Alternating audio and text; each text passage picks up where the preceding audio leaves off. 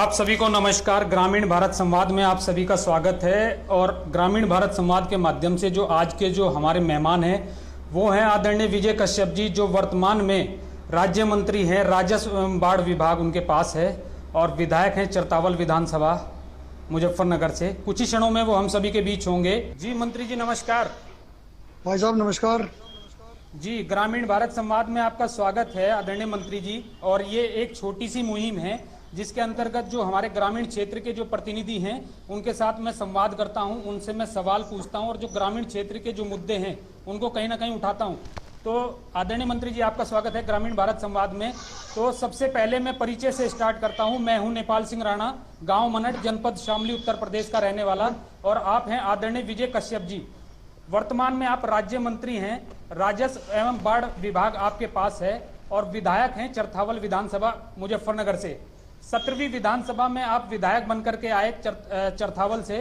और आपका जो जन्म है वो 19 फरवरी 1965 को हुआ और आप मूलतः ननौता जनपद सहारनपुर के रहने वाले हैं। और अगर मैं आपके व्यवसाय की बात करूं, आप व्यवसाय से बिजनेसमैन हैं और राजनेता हैं। और शिक्षा की बात करूं तो आपने एमए पॉलिटिकल साइंस जेवी जैन डिग्री कॉलेज से की। और ये एक छोटा सा एक संक्षेप परिचय आदरणीय मंत्री जी आपके बारे में था। तो चर्चा की हम शुरुआत करते हैं। तो मेरा पहला सवाल आपसे है आदरणीय मंत्री जी, आपका अभी तक का सफर कैसा रहा, शिक्षा और राजनीति? जी जी नेपाल जी, ग्रामीण भारत संवाद में आपने मुझे भी अपना बोलने का अवसर दिया है और मेरे क्षेत्र की समस्याएं लोगों तक हम क्या कर रहे हैं और क्या समस्याएं हमारे सामने हैं, उन्हें कैसे दूर करना है, ऐसा अवसर दिया आपने। इसके लिए आपका बहुत बहुत धन्यवाद। जी जी नेपाल जी, परिचय आपने मेरा मैं समझता हूँ काफी बताया है। और शिक्षा के बाद में मैं 1988 में राष्ट्रीय स्वयंसेवक संघ के संपर्क में आया जी। और ये समाज की सेवा करने का ऐसा मन में एक बात थी जी। उसी के अनुरूप मुझे लगा भाई ये मंच अच्छा है, देश की सेवा करने के लिए इससे अच्छा कोई मंच नहीं हो सकता। जी। हमने आरएसएस में काम शुरू किया जी। और आरएसएस में विभिन्न पदों पे खंड कारवा, उसके बाद तहसील कारवा और फिर जिले में जिला बौद्धिक प्रमुख की जिम्मेदारी मेरे पास रही। जी। इसके पश्चात 2007 में विधानसभा का चुनाव होना था। जी।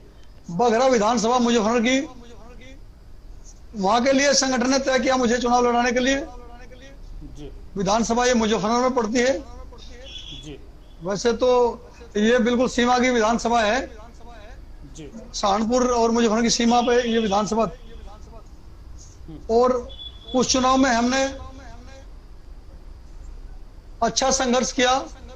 पार्टी की स्थिति उस विधानसभा में मजबूत हुई और हम चुनाव तो हार गए, लेकिन वहां के लोगों ने, विधानसभा के लोगों ने काफी हमें सपोर्ट किया। उसके पश्चात 2009 में संगठन के द्वारा मुझे कैराना लोकसभा का प्रभारी के रूप में जिम्मेदारी दी गई। जी। आदरणीय हुक्म सिंह जी प्रत्याशी थे। जी। हमने 1 साल पहले उनका टिकट घोषित हो गया। हमने पूरे 1 साल तक पार्टी के लिए भरसक काम किया। चुनाव में थोड़े अंतर से हमारे प्रत्याशी इस सीट पर हार गए। जी।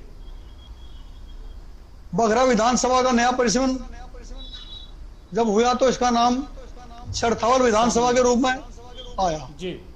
कुछ पार्ट उसका शामली विधानसभा में चला गया था, कुछ पार्ट चरथावल विधानसभा में आ गया। जी जी जी। और पुरकाजी का कुछ हिस्सा जो पहले आरक्षित से चरथावल थी, उसका कुछ हिस्सा पुरकाजी में चला गया। जी। और हमें नया हिस्सा कुछ बघरे से मिलकर नई विधानसभा चरथावल बनी। जी। 2012 का चुनाव के लिए संगठन ने हमें टिकट, हम पर विश्वास था, हमें टिकट दिया। जी। और बहुत अच्छी उस चुनाव में वहां फाइट हुई बहुजन समाज पार्टी के साथ में। जी, नूर सलीम राणा जी विधायक रह नूर चुके सलीम हैं उस समय। जी, वो हमारे सामने थे, वो जीत गए, वो थोड़े अंतर से हम चुनाव हार गए। जी लेकिन काफी अच्छा रिजल्ट रहा। हारने के बावजूद भी हमें अच्छी बड़ी मात्रा में संख्या में वोट मिले, जी पार्टी मजबूत हुई जी और पार्टी का विश्वास भी हम पर मजबूत हुआ। उसके पश्चात 2014 का चुनाव लोकसभा के लिए आया। जी उसमें पुनः संगठन ने हमें लोकसभा कराना के लिए प्रभारी के रूप में जिम्मेदारी दी। जी अब चूंकि मेरी विधानसभा मुजफ्फरनगर में पड़ती है, जी मैं संगठन से निवेदन किया कि मुझे मुजफ्फरनगर लोकसभा में ही काम करने की इजाजत दी जाए। जी संगठन ने कहा आप दोनों जगह काम करो। जी तो उस चुनाव में मैं कराना लोकसभा में भी काम किया और मुजफ्फरनगर लोकसभा में काम किया।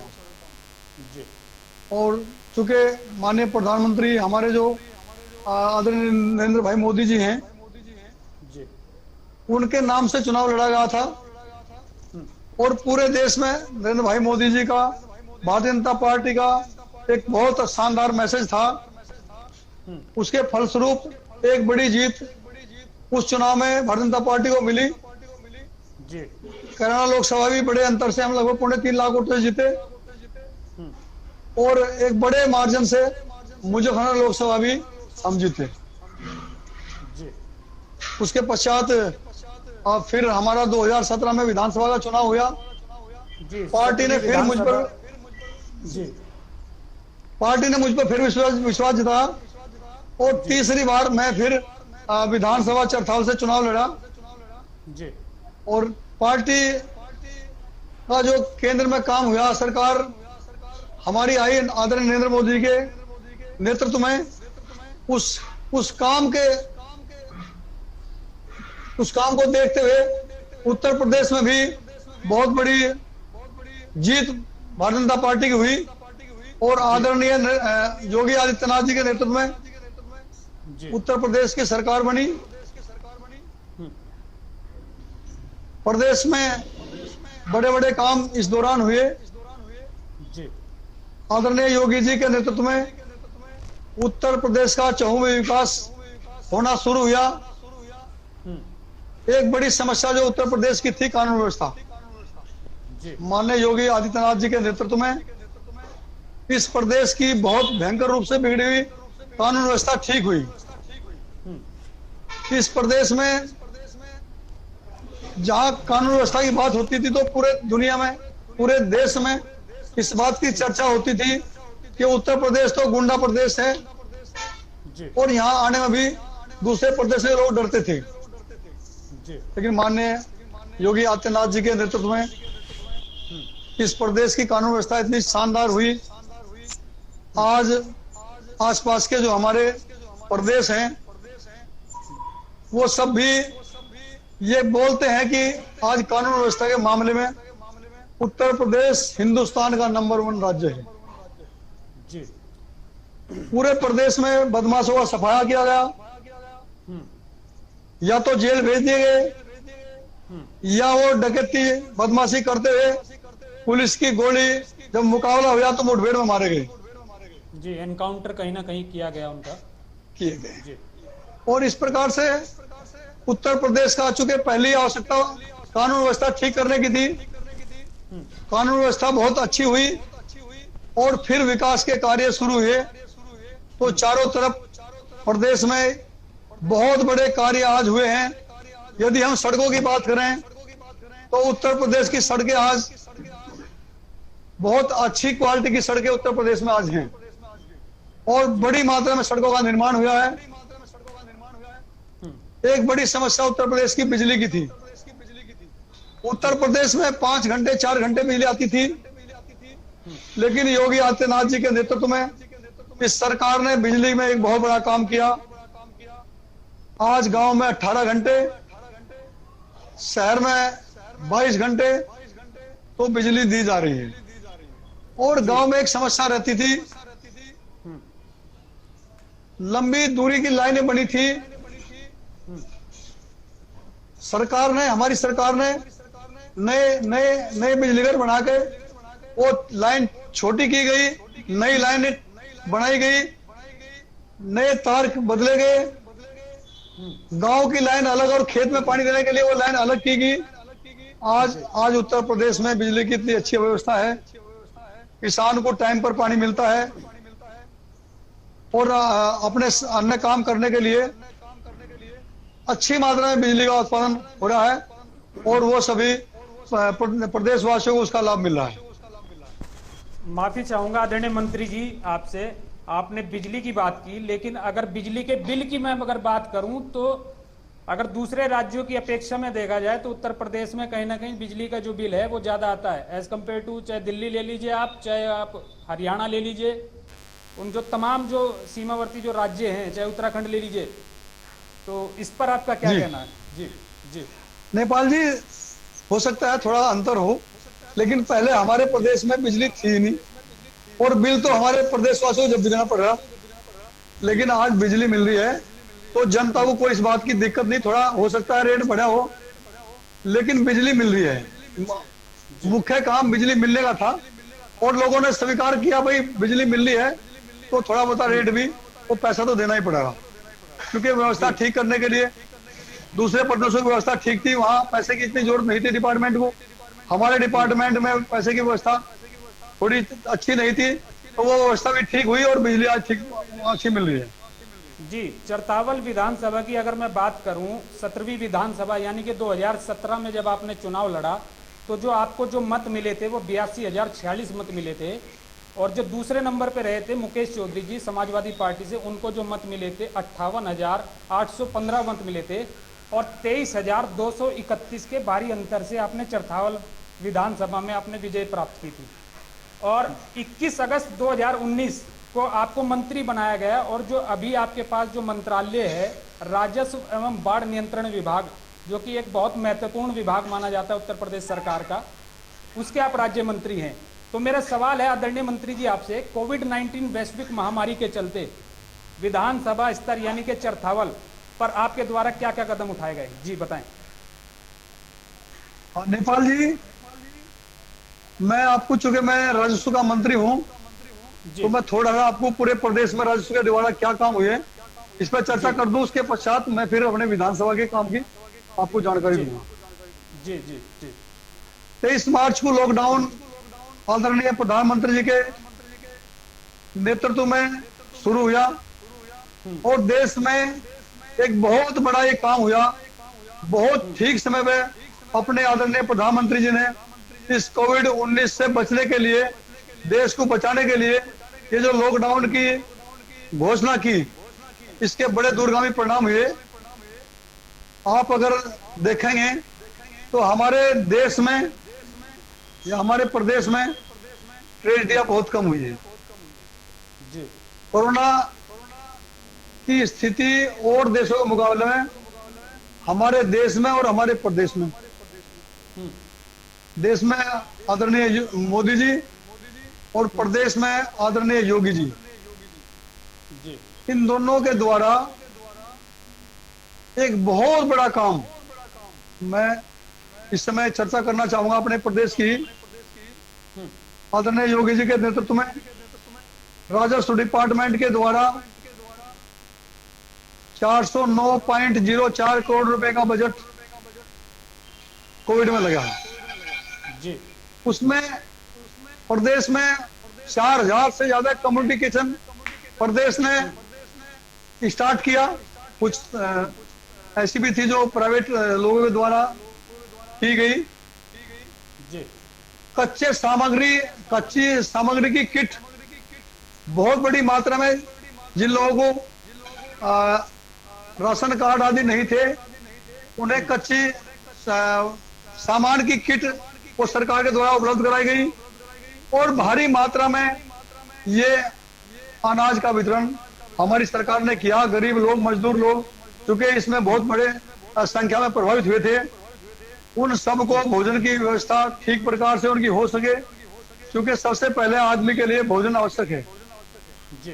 तो 4,000 कम्युनिटी किचन और लगभग 3,69,795 परिवारों को एक सप्ताह में प्रयोग करने के लिए ये कच्ची सामग्री भोजन की किट वो दी गई।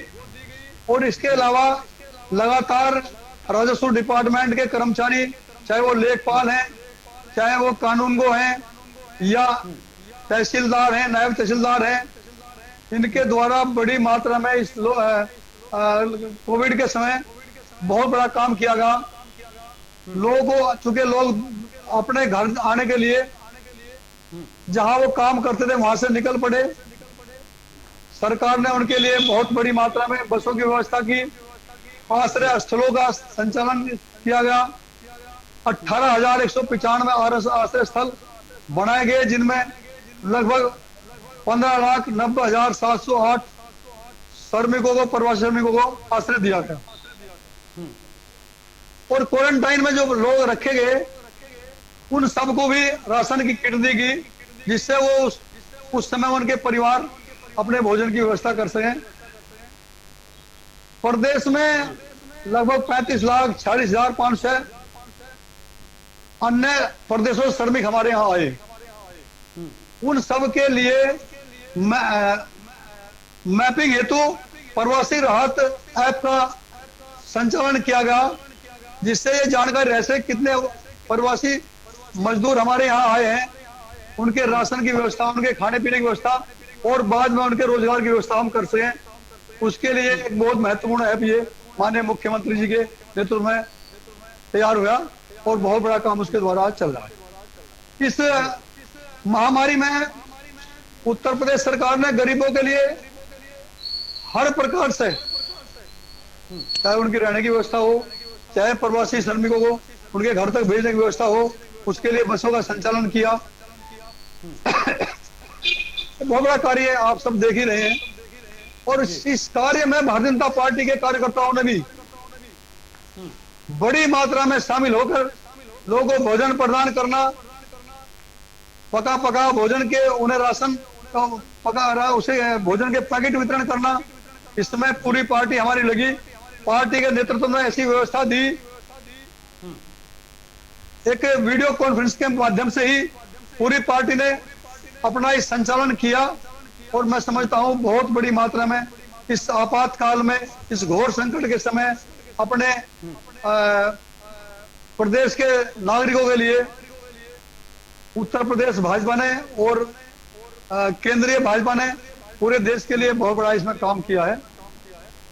और मैं समझता हूं धीरे धीरे ये कोविड-19 पर नियंत्रण के लिए जो हमने काम किए हैं उनका परिणाम भी आया और हमारे यहाँ ट्रेजेडियां कम हुई है। और मुकाबले जो बड़े विकसित देश थे, हमारे यहाँ कोविड के लिए हॉस्पिटल नहीं थे। बहुत बड़ी मात्रा में कोविड के हॉस्पिटल भी सरकार ने बनाए। तो ये थोड़ा मोटी जानकारी मेरे डिपार्टमेंट की थी, जो राजस्व डिपार्टमेंट ने इस महामारी के समय काम किया। जी, चरथावल विधानसभा में जी जी जी नेपाल जी जी मैं चरथावल विधानसभा की ही बात कर रहा था। जी बताएं। जी, चरथावल विधानसभा में सरकार के द्वारा जो योजनाएं लागू की गई वो कुशलता पूर्वक हमारे कर्मचारियों ने, अधिकारियों ने अपने डीएम के नेतृत्व में अच्छा कार्य किया। कोई व्यक्ति हमारे यहाँ भूखा नहीं सोया, चाहे वो बाहर का श्रमिक था या बाहर से आने वाले श्रमिक थे। एक बड़ी बड़ी बड़ी मतलब संख्या में उन लोगों को हमने राशन, जहाँ राशन कार्ड की व्यवस्था नहीं थी, उन्हें राशन किट के रूप में या बने बनाए भोजन के रूप में उनकी चिंता हमारी विधानसभा में हुई है। जी। और राशन वितरण में कहीं जो शिकायत मिली तो उसके खिलाफ भी कार्रवाई करने की चेतावनी दी गई। बाद में उन्होंने अपने उसमें वो काम ठीक किया। तो मैं समझता हूँ चरथावल विधानसभा भी इसी प्रदेश का हिस्सा है और जिस प्रकार से इस पूरे प्रदेश में चिंता की गई, ऐसे ही हमारी विधानसभा भी वो सब काम हुए। जी, आदरणीय मंत्री जी, राजस्व विभाग के साथ साथ आपके पास बाढ़ नियंत्रण विभाग भी आपके पास ही है। तो मेरा सवाल है कि प्रदेश स्तर पे अब जैसे कि मानसून मौसम आने वाला है, तो प्रदेश स्तर में बाढ़ नियंत्रण विभाग के द्वारा आपके द्वारा क्या क्या कार्य कराए गए और जैसा कि उत्तर प्रदेश कहीं ना कहीं बाढ़ से ग्रसित रहता है, खासकर कि पूर्वांचल, जिसमें से सिद्धार्थनगर, शाहजहांपुर, गोंडा, आजमगढ़, बहराइच, ललितपुर, और पश्चिमी उत्तर प्रदेश के जो यमुना नदी के जो सीमावर्ती जो खादर क्षेत्र है, जिसमें से सहारनपुर और कुछ शामली की भी जो सीमाएं हैं, वहाँ वो बाढ़ से प्रभावित होती हैं। तो इसको लेकर के आपके क्या क्या कदम हैं, जी बताएं। बाढ़ डिपार्टमेंट वास्तव में एक बड़ा संवेदनशील डिपार्टमेंट है। जी ये जब बारिश का समय आता है तो नदियों का जो पानी है वो बड़ी मात्रा में बढ़ता है जी और वो बड़ी जनधन की हानि करता है। आदरणीय योगी आदित्यनाथ जी के नेतृत्व में बाढ़ डिपार्टमेंट को बहुत बड़ी मात्रा में धन उपलब्ध करा गया और जो इससे हानि जनधन की होने वाली थी, किसानों की फसल की बड़ी मात्रा में हानि होती थी, उसका यदि हम विश्लेषण करेंगे तो पूरे प्रदेश में जनधन की हानि बहुत कम संख्या में हुई है। और मेरे पास जब से डिपार्टमेंट आया है तो बाढ़ का अभी ये जो सत्र हमारे बाढ़ का आने वाला है जी इसके लिए भी बड़ी मात्रा में धन का आवंटन किया गया है। आदरणीय योगी आदित्यनाथ जी के नेतृत्व में हमारे कैबिनेट मंत्री डॉक्टर महेंद्र सिंह जी बहुत मेहनत से और बहुत ही संवेदनशील होकर, क्योंकि इसमें बड़ी हानि जन धन की होती है। जी बाढ़ में बहुत लोग मर जाते थे, लेकिन कुशल नेतृत्व के कारण आज अच्छा काम किया जा रहा है। हमारे सहारनपुर, मुजफ्फरनगर और बागपत में तो 5 योजनाएं मेरे द्वारा भी स्वीकृत कराई गई हैं। जो काम लगातार 3 परियोजनाएं सहारनपुर में है, 1 परियोजना शामली में है। मैं उसका अभी निरीक्षण करने के लिए भी गया था। उस काम में थोड़ी सी देरी हुई, लेकिन वो काम भी अब शुरू हो जाएगा और हम सेफ स्तर तक उसमें पहुंचेंगे, ऐसा मैं मानता हूं। इसके अलावा हमारा बागपत में एक बाढ़ का काम चल रहा है, वो काम भी 40-45% काम हो चुका है और सेफ जोन में उस काम में हम आ चुके हैं। उसके कारण से जो हानि होती थी अब वो हम सेफ जोन में है, उससे हानि नहीं होगी। सहारनपुर के भी एक काम में तो हम काफी पहले ही सेफ जोन में आ चुके हैं, बाकी 2 पे काम शुरू हो चुका है। क्योंकि कोविड-19 के कारण से बहुत सारे काम प्रभावित हुए हैं, उसके कारण से लेबर भी मिलने में समस्या थी। लेकिन कोविड-19 से जो बचने की सारी व्यवस्थाएं हैं, उन सबका निर्देश ठेकेदारों को दिया गया है, इंजीनियरों को कहा गया है, सोशल डिस्टेंसिंग का भी ध्यान रखते हुए और ये अपना उससे बचाव के लिए अन्य जो भी साधन है उन सबका पूरी तरह से उपयोग करते हुए आज लगातार काम बाढ़ का जारी है। और मैं समझता हूं इस बाढ़ के सत्र के पश्चात जब हम देखेंगे तो हानि पूर्ववर्ती सरकारों के मुकाबले में बहुत नगण्य, बहुत छोटी मात्रा में हानि होगी। और आदरणीय योगी आदित्यनाथ जी इस विषय में बहुत संवेदनशील हैं। वो क्योंकि वैसे भी वो सन्यासी व्यक्ति हैं, वो बहुत लोगों के दुख का ध्यान रखते हैं और उन्हें पता है भाई बाढ़ में लोग मरते हैं तो कितना कष्ट से लोग मरते हैं। किसानों के खेत कट जाते हैं, उनकी फसल बह जाती है और किसान का यदि खेत की फसल बहेगी, खेत चला गया तो उसके लिए तो वो भी मरना ही होता है। इस पे आदित्य योगी राज जी ने बड़ा बजट भी बाढ़ के लिए दिया है और वो श्रम भी बाढ़ क्षेत्रों में बाढ़ के समय जाते हैं और तुलनात्मक रूप में हानि बहुत कम हुई है। जी आदरणीय मंत्री जी, मेरा अगला सवाल है स्वास्थ्य सेवाओं को लेकर के। तो स्वास्थ्य संबंधी और स्वास्थ्य सेवाओं का चरथावल विधानसभा और एपितु पूरे उत्तर प्रदेश में कहीं ना कहीं अभाव नजर आता है। तो आपके इस ओर क्या कदम है चरथावल विधानसभा के, जैसे कि आप प्रतिनिधि हैं, और भविष्य की आपकी क्या रूपरेखा है इसको लेकर के, जी स्वास्थ्य संबंधी सेवाओं को लेकर के? भारतीय जनता पार्टी की सरकार बनने के पश्चात में हमने हॉस्पिटल में एक बार दौरा किया था जी। वहां हमें ध्यान में बात आई कि पर्याप्त मात्रा में दवाई हॉस्पिटल में नहीं है। आज मैं समझता हूं अच्छी मात्रा में दवाई उपलब्ध है।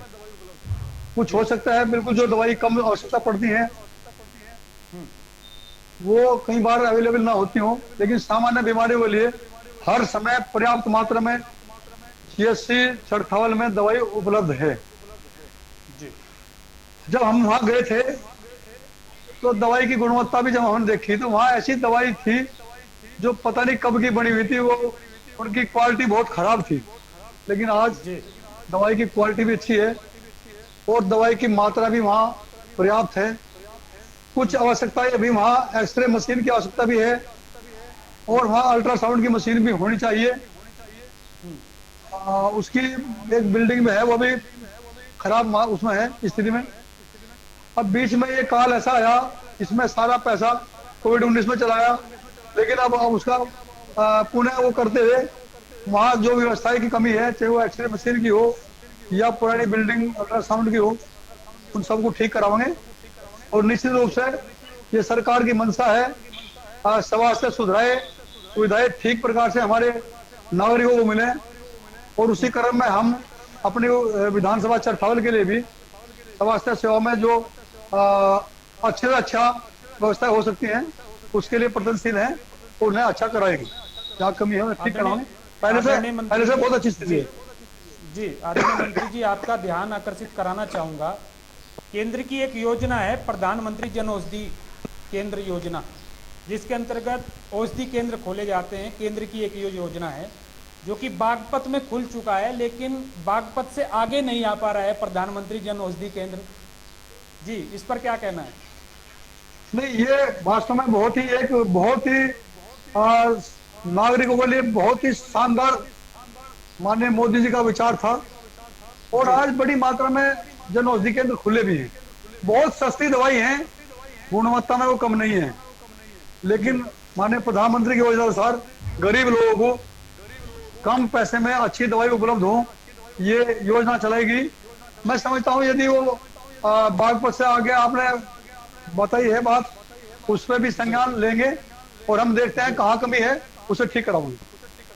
जी आदरणीय मंत्री जी, मेरा अगला सवाल है, जिस विभाग के आप मंत्री हैं, राजस्व विभाग, उसमें बहुतायत भ्रष्टाचार देखा गया है, इसको लेकर के आपके क्या कदम उठाए गए? जी वो बताएं हमारे दर्शकों को। जी आदरणीय योगी आदित्यनाथ जी की सरकार बढ़ने के पश्चात में जी ये भ्रष्टाचार पे बहुत बड़ा अंकुश लगा है। आप भी देखते होंगे, पहले सरकार में नेताओं पर रोज नए नए मामले सामने आते थे, लेकिन उत्तर प्रदेश सरकार में या केंद्र की सरकार ने आपने देखा होगा, नेताओं के भ्रष्टाचार में लिप्त होने का कोई आज तक एक मामला भी नहीं आया। कहीं कुछ कर्मचारी ऐसा हो सकता है कहीं गड़बड़ की हो, लेकिन कर्मचारियों को पता है इस सरकार में, योगी सरकार में, यदि कोई व्यक्ति भ्रष्टाचार के मामले में लिप्त पाया जाता है तो उसके खिलाफ कड़ी कार्रवाई होती है। मेरे जिले में ही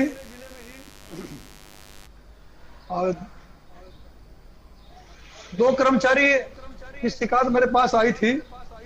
जी जब वो संज्ञान में आया तो उनका तुरंत उनके खिलाफ कार्रवाई हुई और उसके पश्चात उस डिपार्टमेंट में काफी मामला ठीक है, कोई शिकायत उसके बाद नहीं मिली।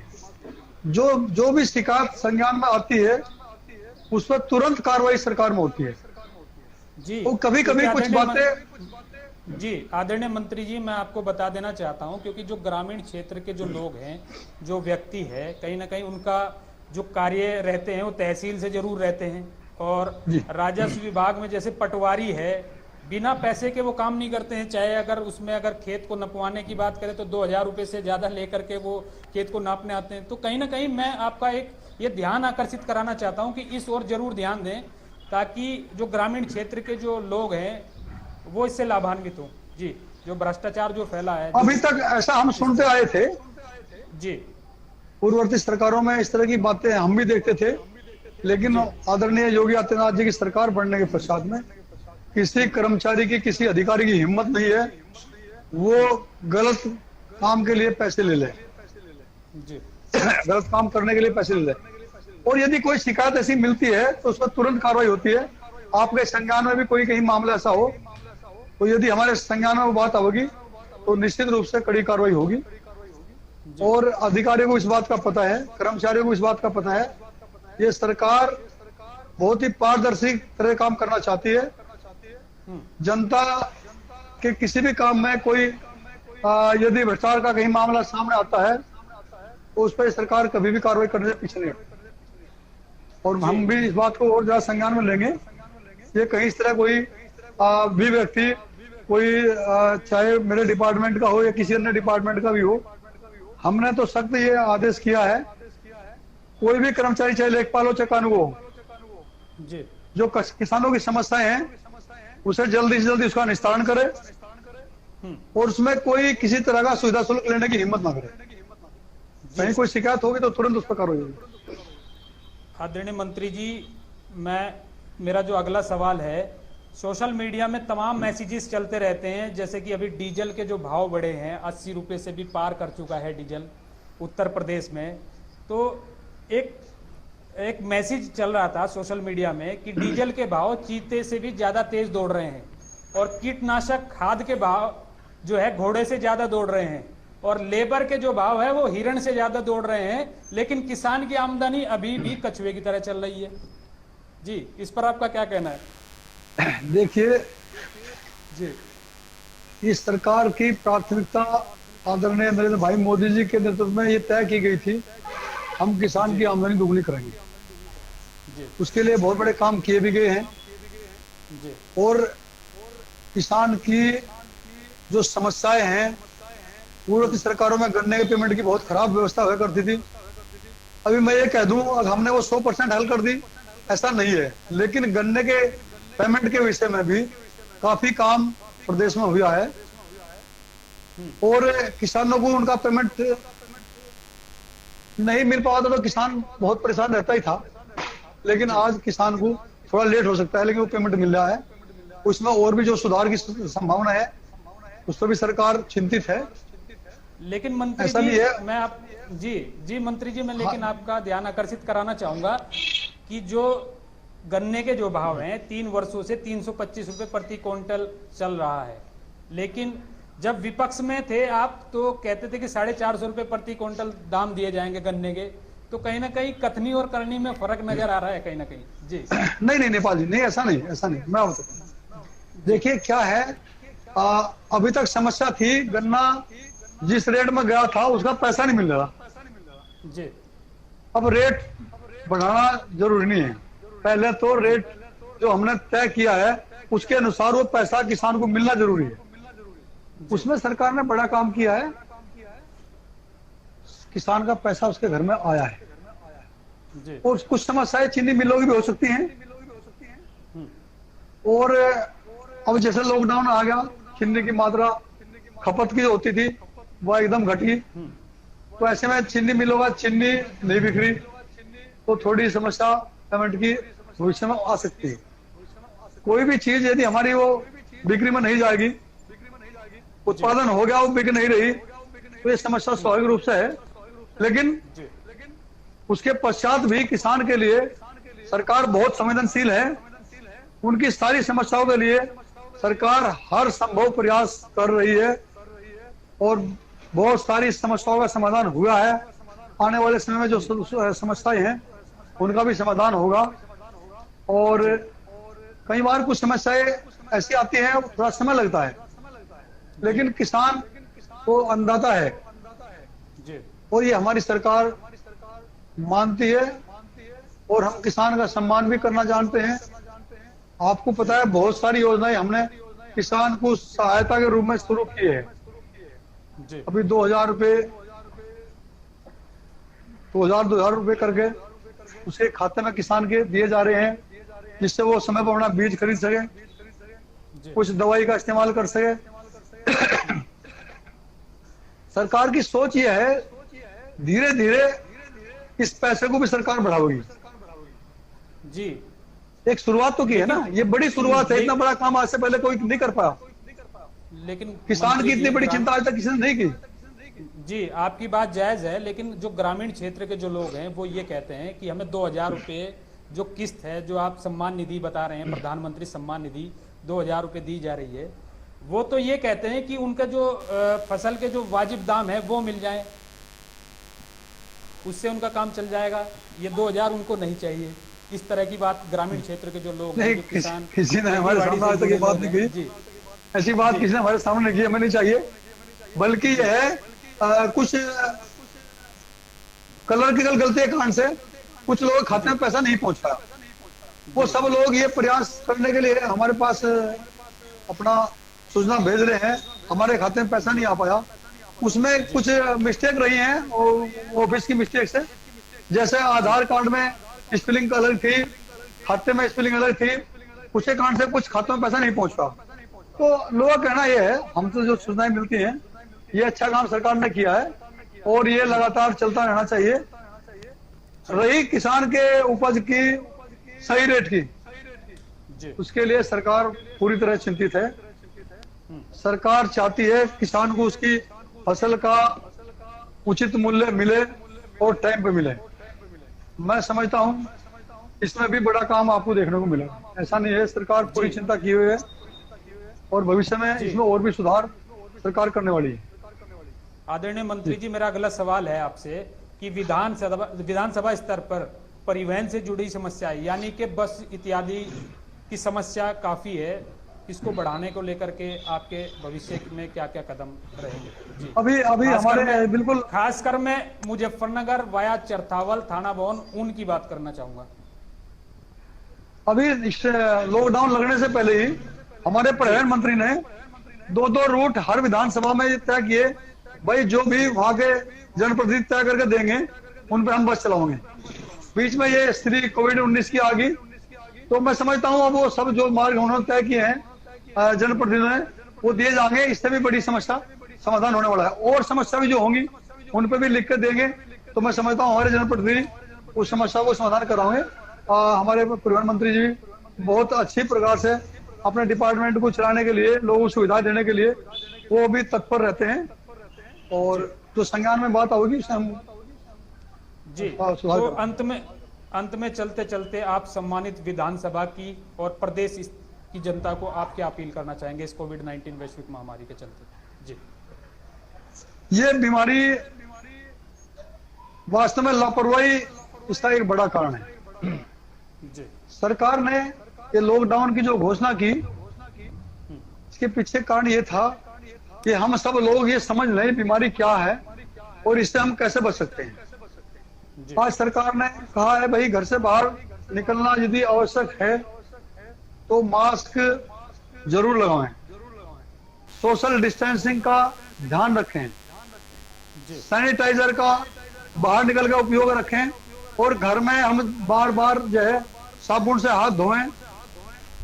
अपने हाथों को जो है जब भी हमें कुछ खाना हो या मुंह पर टच करना हो उससे पहले हर हालत में, हर सूरत में हमें साबुन से या हैंड्स वो जो सैनिटाइजर है उससे हाथ को साफ करना जरूरी है।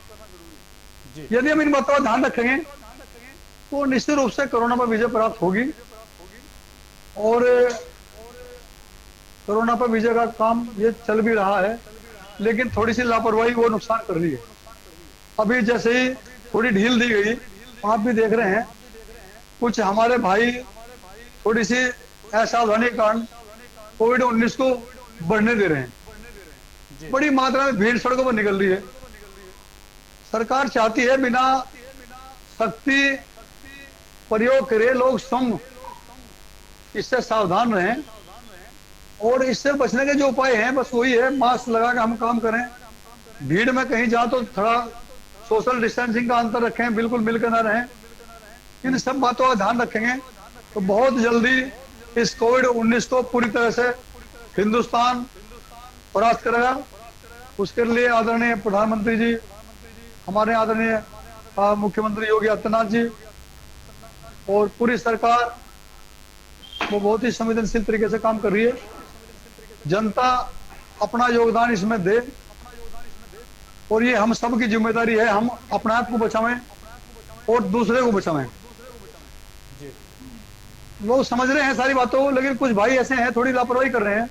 मेरा उनसे ये विनम्र निवेदन है, ये जो बात सरकार के द्वारा कही जा रही है उसमें उनका भी भला है और उनके जो मिलने वाले हैं, हमारे जो प्रदेशवासी हैं, देशवासी हैं, उन सबका भला होगा। तो इन सबका ध्यान रखेंगे तो निश्चित रूप से ये जी। कोविड-19 से विजय प्राप्त होगी। आदरणीय मंत्री जी, आपने बहुत ही बेबाकी से मेरे सवालों के जवाब दिए और आप ऐसे ही कार्य करते रहें प्रदेश की जो जनता है उसके लिए। तो इन्हीं सब शुभकामनाओं के साथ मैं अब विदा लेता हूं और आपने अपना मूल्यवान समय ग्रामीण भारत संवाद को दिया, इसके लिए मैं आपका बहुत बहुत धन्यवाद करता हूं। जी नमस्कार। आपका भी धन्यवाद, धन्यवाद, थैंक यू।